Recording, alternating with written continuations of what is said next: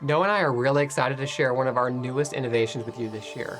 We call it the Brand Health System, which solves one of the biggest problems in our industry. Over the past couple of years, our clients have come to us and said, could you bring all of the data about our brand together in one view? Everything from brand awareness, customer satisfaction, all the way through retention and loyalty. And by the way, can you bring those metrics together across every retailer and every channel in one view? So Noah and I heard that feedback a lot and decided this year to build this new innovation for your team.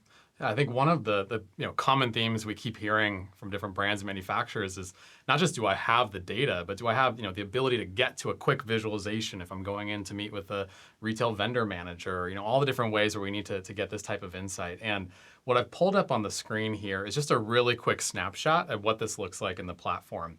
Here we're looking at Ollie, a major manufacturer brand and in the multivitamin space. And at a really quick glance, what we can see is that this brand outperforms 76% of all the other major brands and manufacturers in this category. And what we're pulling together here are both qualitative as well as quantitative views of what this looks like. And we'll go around the wheel here to show a couple of quick examples. One being Net Promoter Score, for instance. How likely are you to recommend this brand to your friends or family? Sort of the ultimate expression of loyalty. When we think about loyalty, things like retention rates, 32, almost 33% of shoppers who purchased Ollie last year in this category came back and made a repeat purchase. And a lot of other ways to kind of look at things like awareness and household penetration. But Michael, I'm curious to get your thoughts. When you look at a brand profile like this, what stands out? Well, what stands out first and foremost is I love the visual design. I think our design team did a great job at bringing so many different types of metrics together in one beautiful view. That makes it easy for whether it's someone at the Stackline team or one of our clients to quickly digest the information and just make sense of what's really occurring with their brand, or maybe if they're looking at a competitive brand. And one of the things that our brand partners really wanted was a way to get a quick glance at what my performance looks like.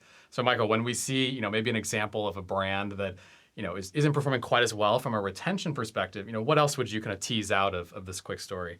Well, instantly I can tell that this brand, Ollie, is doing really well from a share of voice perspective. If you wouldn't mind kind of hovering over, let's just take a look. We can see that they have 3.8% share of voice in the multivitamin category. It's like the 98th percentile. Exactly. So they're doing incredibly well. That's why you see that sort of shape stick out there. But then to counter that, their retail sales per customer, essentially, which shows they make $32.59 per shopper per year, is relatively low in the category in just the 39th percentile. Yeah, so if we want to start to diagnose what might be going on, one of the things that our customers love is just with a quick scroll, you'll see that each of those 9 component parts of brand health is actually made up of a host of different KPIs, and each of those is indexed against all the different brands in that category.